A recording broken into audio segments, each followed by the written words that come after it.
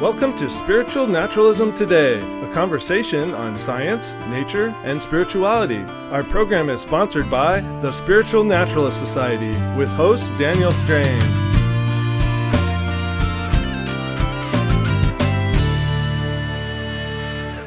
Hello and welcome to our program. I'm here with co-host B.T. Newberg and our very special guest, Donald A. Crosby. Dr. Crosby is Professor of Philosophy Emeritus of Colorado State University, where he taught for 36 years. His main research interests are in the areas of religious naturalism, metaphysics, American philosophy, and philosophy of religion. His latest published book is Nature as Sacred Ground, A Metaphysics for Religious Naturalism, from SUNY Press. You can get that book and many other of his books through the Society's Amazon store, which is linked on this episode's page of our website at spiritualnaturalistsociety.com, or through major booksellers. He has recently completed and had accepted for publication 2 new book manuscripts, Consciousness and Freedom, The Inseparability of Thinking and Doing, and The Extraordinary in the Ordinary, 7 Types of Everyday Miracle. He and another colleague are editing and proposing for publication a handbook for religious naturalism. Crosby uses the term religion of nature as the label for the version of religious naturalism he explicates and defends. Welcome, Dr. Crosby, and thank you for joining us. Thank you for having me. So I've read that you attended seminary and were a Presbyterian minister for a time.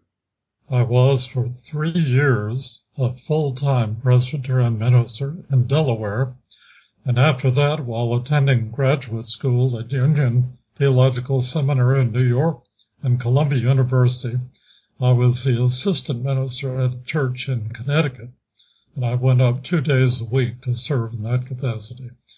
But after that, I became a professor of philosophy and have taught that ever since. So as I understand it, you would have been a minister then during the late 60s. Was it hard being a minister in the midst of that cultural liberation and upheaval? And how much did that time in that era play a role in the broadening of your thoughts? Very interesting. I was actually a full-time minister in 1956 to 1959, and then the assistant minister into 1962. So I was not part of that later 60s activity, but I was very much a part of it at the university where I taught in Colorado. I remember looking outside my window one time on the 3rd floor, and beneath my building and the library, there were 6 completely stark naked, buck naked kids running with flag, protesting the Vietnam War. Oh, wow. Very nice. So you would have been coming out of the sort of civil rights era, though. That would have been the 50s, right? The 50s was the beginning of the civil rights era, but it hit its high point about 1964. And a lot of the churches here in Tallahassee went through a big crisis of integration at that time. And the Methodist church that I presently attend, another group broke off from that church over the civil rights issue, about 1966, I believe it was. A race issue, then. Yes, it was a race issue. I see. Interesting. So the Presbyterians today are having a similar sort of rift about the gay rights issue. Yes. It's interesting. So before we get into the religion of nature, I always like to anytime anyone is talking about religion, I always like to begin with, what do you mean by religion? What is religion? Because that word is so ambiguous and so differently used by many different people. So I think it's important for us to establish that first. So how do you use the word? What do you mean when you say religion? Well, I like Paul Tillich's definition of religion as ultimate concern about the ultimate. Whatever one regards as ultimate in one's own life and in the universe would be one's religion, to the extent that one lives in relation to that ultimate and responds to it with deep-felt religious commitment. Now, one of the questions that we were possibly going to discuss is a relation between religion and spirituality. Mm-hmm. And this question is often raised. I tend to think of spirituality as the personal way in which one individually lives religiously. And it's the felt quality of one's life that is spirituality. And it is what is recognized in one as deep felt religious commitment. Religion, on the other hand, tends to be identified more with traditions and institutions and collectivities, things of that sort. So I think it's possible to be spiritual without being religious in that institutional sense, but you can't really be religious without being spiritual in the personal sense. Because the spiritual is the individualized expression and experience of... Yes, that's right, and the felt quality of one's religious life and practice.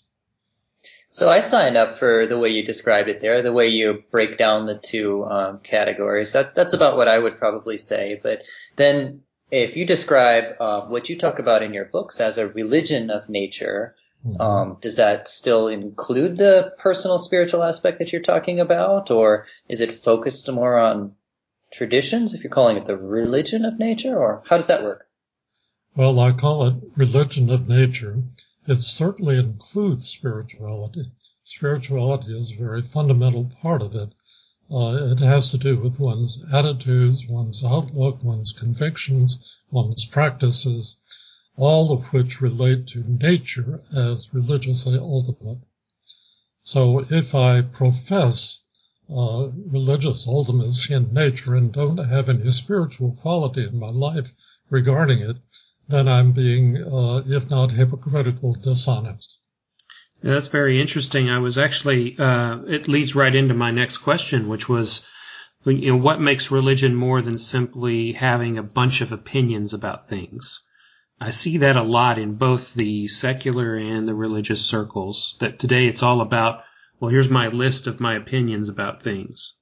I think that religion involves faith, and faith is much more than a set of beliefs or doctrines or claims. Faith includes a worldview, but it's much more than simply a worldview and much more than a pronounced worldview. It includes things like devotion and trust and courage and hope, and it even includes an element of doubt, because doubt is a cutting edge of faith, authentic faith, because I have to constantly be asking myself, is the faith that I have at present adequate to the religious ultimate that I profess and am committed to? And of course the answer always is, no, it's not completely adequate. It's something like Kierkegaard's statement when someone asked, are you a Christian? He said, no, but I'm always trying to become one. And I think that's the attitude that one has that I call the doubt element of faith, the cutting edge of faith, the growing, emergent character of faith. And if a faith does not have an element of doubt, it becomes fanaticism and idolatry. So what's faith in nature and doubt in nature then? Well, I have written, I think, maybe 9 books about religion of nature, and I'm doubtful that any one of them even begins to approximate what I think ought to be said about religion of nature. So that I've done my best to date, but it's not completely adequate, and I know that it could be done much better. So there's always that gap between what one believes, what one says, what one professes, how one lives, and the religious ultimate itself. So the basic idea of religion of nature is for me to serve nature instead of thinking that nature serves me, and for me to regard myself as a humble member of the community of all creatures of nature, doing my best to contribute as well as I can to the health and well-being of nature as a whole. And this is so consuming for me in my vision that I never get around to anything beyond nature or outside of nature. It's complete in and of itself. It's self-sustaining, it's self-surpassing, and it's very humbling. When you talk about that nature has metaphysical ultimacy, I think I can understand that one, but you also talk about its religious ultimacy. Can you talk more about those two and how they relate? Well, the metaphysical ultimacy of nature is the idea that there is nothing beyond, outside, or beneath nature. Nature is commensurate with all reality. Now, when I speak of nature, though, I think of two aspects of nature. One is nature as we presently experience it with the present laws of nature, the regularities and continuities that we take for granted. But the other aspect of nature is what the medieval philosophers called natura naturans, nature naturating. That's the dynamic, creative aspect of nature. So that nature doesn't stand still. It's not a static entity. It's a dynamic, processing entity. And for me to have faith in that religiously is for me to be committed to being the most responsible citizen of a community of nature, which includes all living beings within nature that I can, as well as their natural environments. So the ethics that I profess in religion of nature is an ecological ethics, a subset of which is human ethics. In other words, we have responsibilities to one another, but we also have very fundamental responsibilities to nature as a whole, as a biosphere, as an ecosystem as a whole here on Earth. And we have to have a concept of nature that is adequate to the majesty and the massiveness of nature, because nature is not focused upon the Earth or upon human beings. It is 91 billion light years across, with hundreds of billions of galaxies, hundreds of billions of stars, who knows how many planets, asteroids and comets and so on. So it's not all about us. So part of the religious faith of religion of nature is a tremendous sense of humility on the one hand and gratitude on the other hand for the amazing thing of being a part of this system of the universe. So does nature or evolution have a goal or a purpose? And what does it mean for something to have a goal? Well, I think you and I have the goal now of participating in this process, this interview. And human beings have many purposes and goals that guide their life. Whom shall I marry? Where will I go to college? What shall my career be? What shall I do this morning when I get up? And what do I think about what I did yesterday, and so on. And animals, too, I think, especially the more complex animals, have purposes by which they live. And the Greek word for it is telos, and the plural is tele. So there are tele all over nature, including but not confined to us. And does nature as a whole have a telos, or an end, or a goal that it steers toward? And my answer to that question is a Darwinian answer, no. It branches out in many different ways, but it's not intent upon achieving some goal or end off in the future. And here I differ with other people who would talk about evolution as having some final consummation or goal. Yeah, I think that's contrary to current Darwinist understanding, right? Well, the way I would put it is there are plenty of purposes in nature, but no purpose of nature. So purpose or goal would require agency then, or consciousness? Not necessarily the kind of consciousness we associate with humans, but some degree of sentience or even of adaptability in the case of plants. Plants are pretty ingenious in the ways they adapt to their environments. Do we want to call that purpose? No, but we might call it goal or end that the plant has by nature. So if we were to take this kind of discussion and say, what does this mean for my life today? Like I'm just going to go to work. I'm going to, try to get through the day, lunch and stuff, talk of goals and telos and things like that.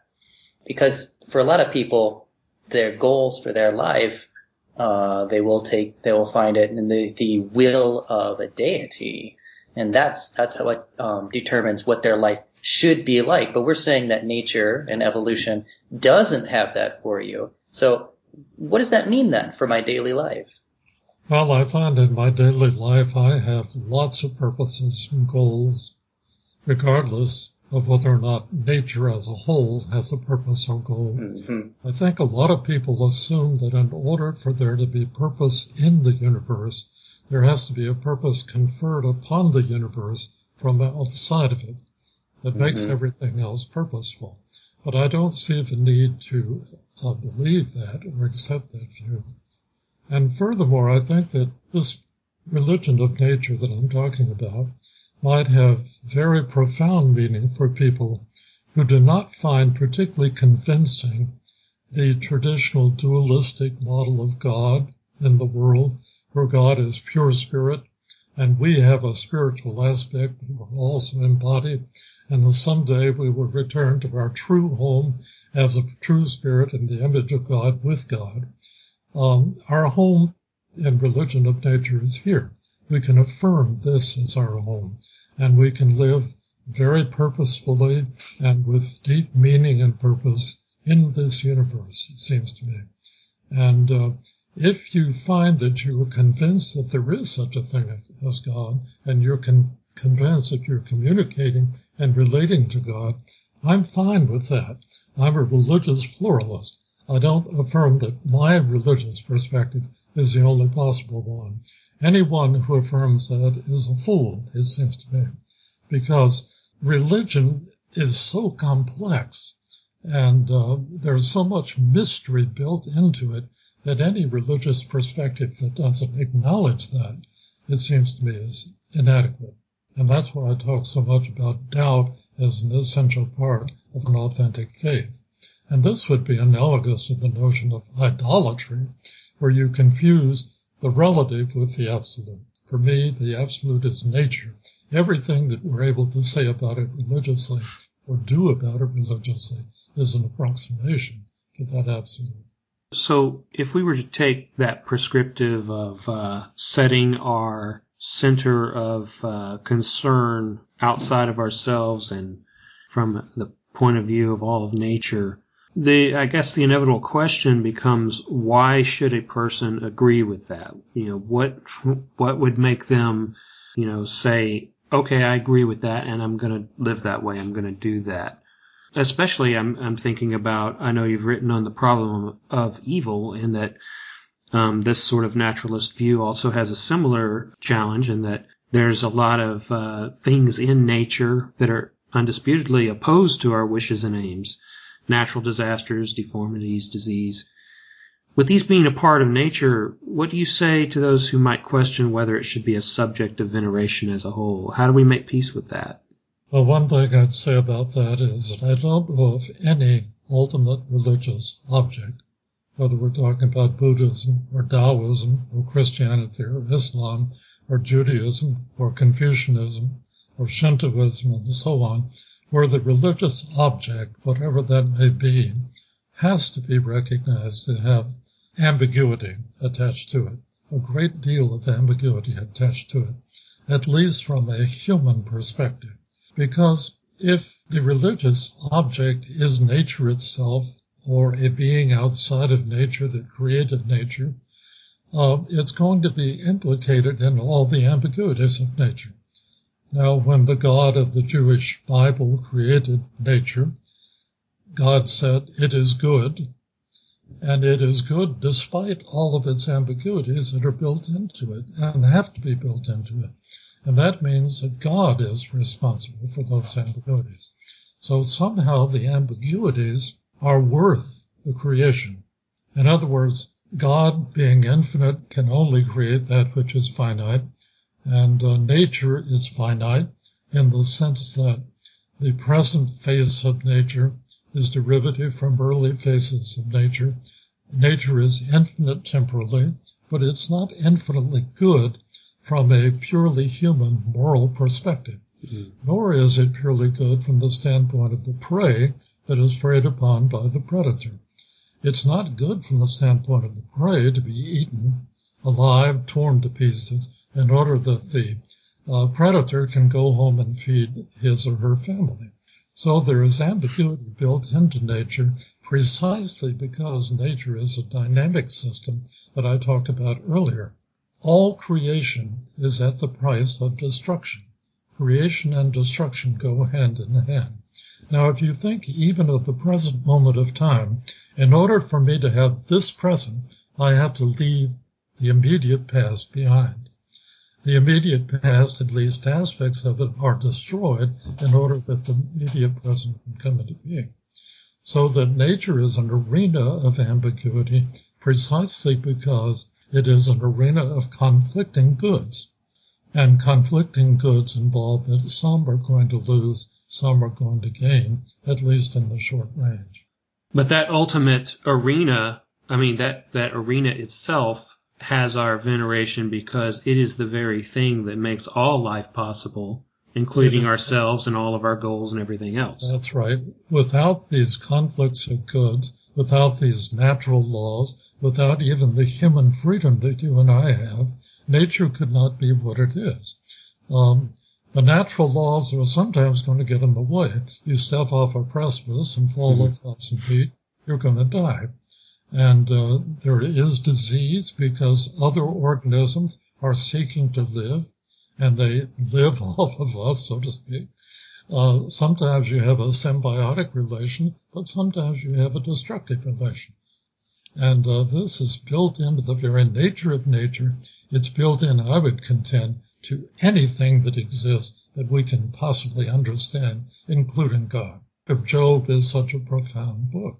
You see, because God is essentially saying, not I can solve the problem of evil for you, but I can show you why there is a problem. You're too finite to understand everything or to take into account. And hence, because that is our condition that we come into and live in, hence the key phrase of yours, living with ambiguity, which becomes our task.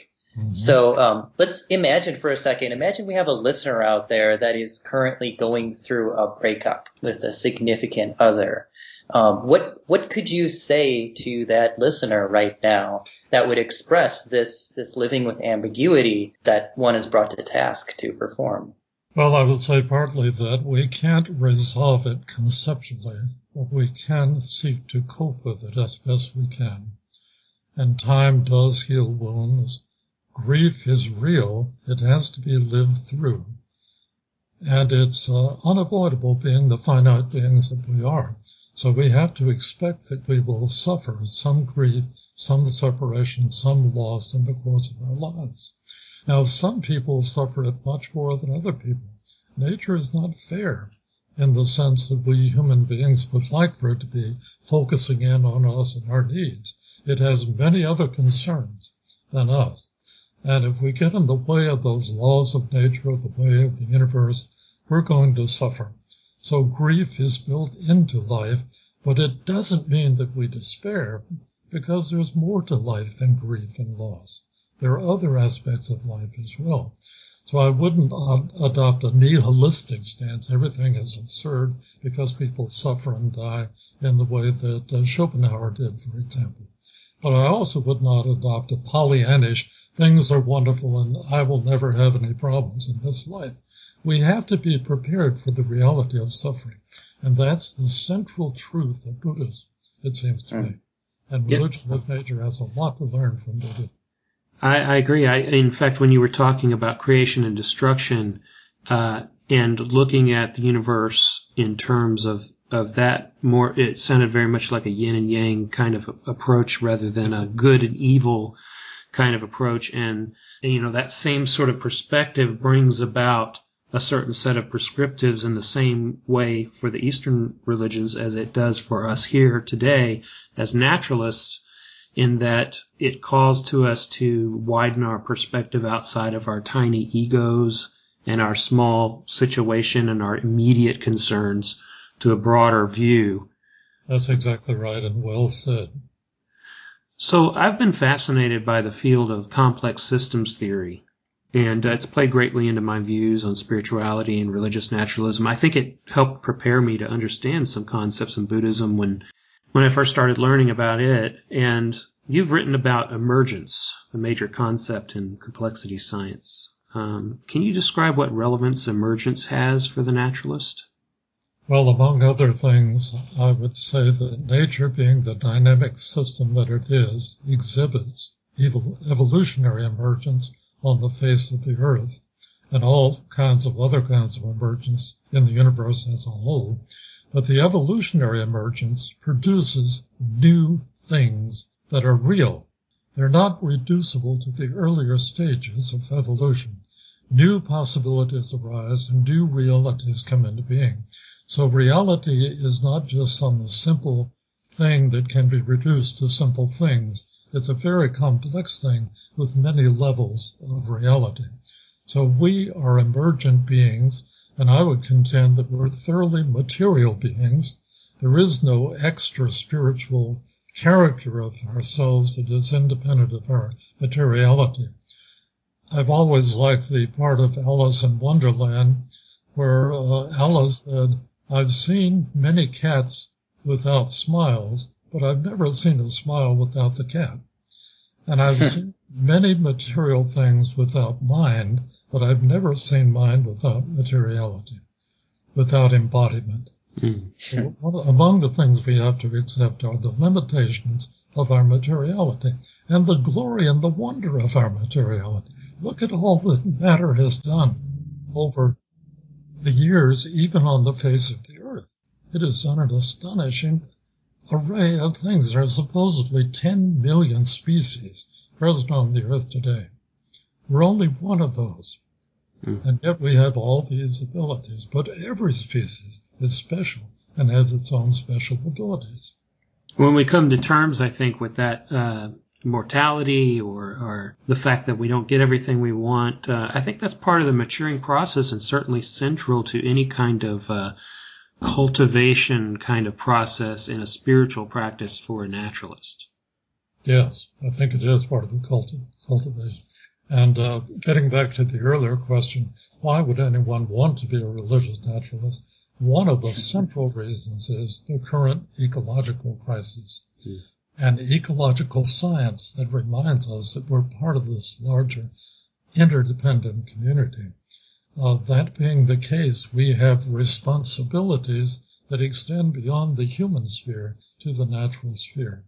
And one of the great mistakes of much earlier religion, it seems to me, is a consuming anthropocentrism, focusing on humans as though they were the apex of nature, the culmination of nature, the focus of nature, the purpose of nature.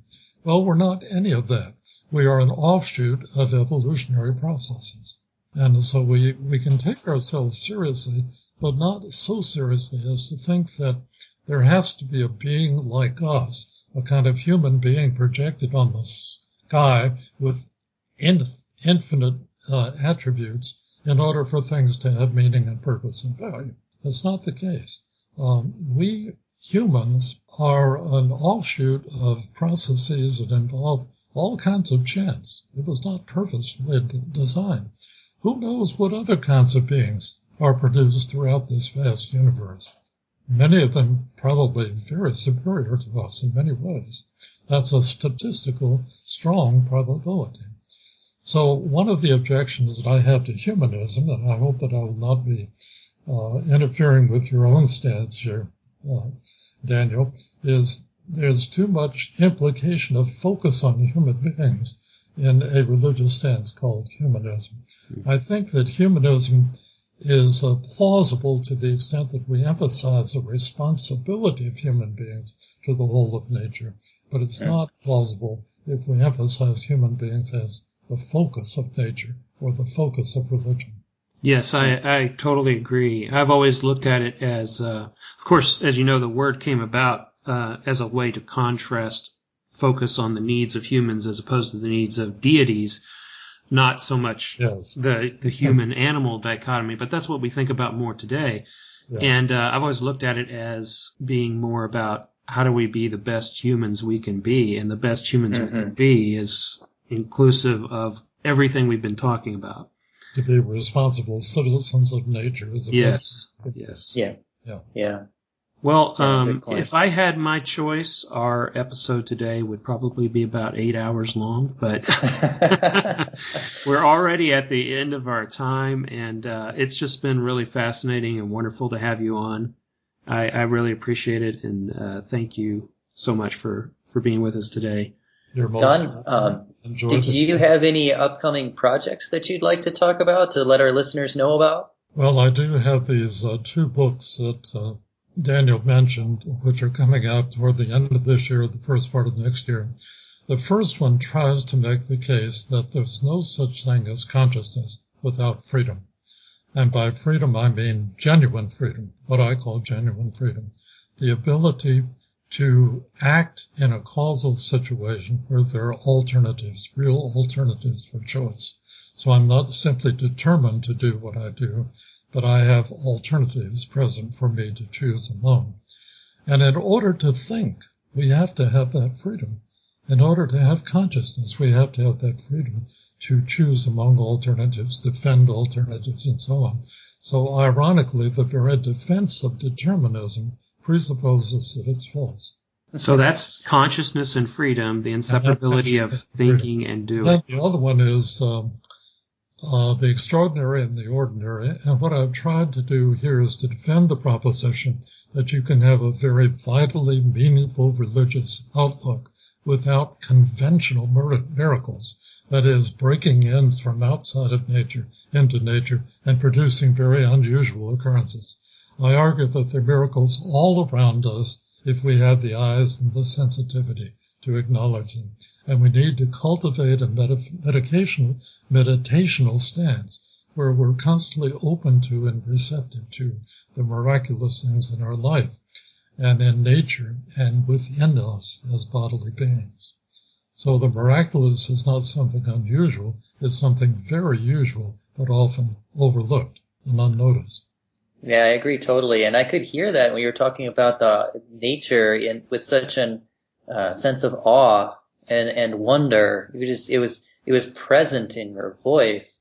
Mm-hmm. And I think a lot of us that choose to focus on nature as a focus of spirituality end up finding that, whereas there's often a fear among people who are outside this crowd that if you give up God or if you give up, whatever else, like you're just gonna get just gray, blank, ordinary nature. But It's so the opposite. It's so much more amazing once you start looking at it and just be like, wow, all of this came without design?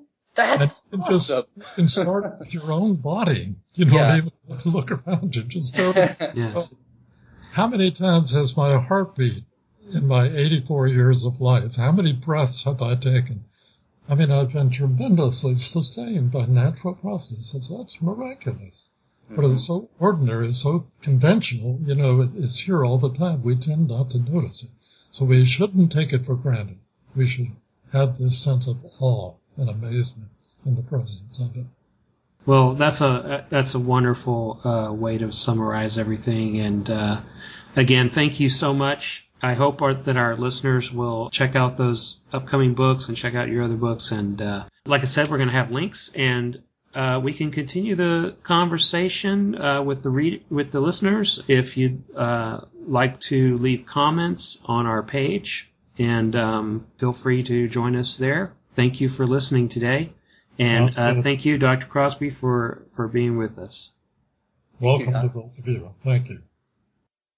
This program was sponsored by the Spiritual Naturalist Society.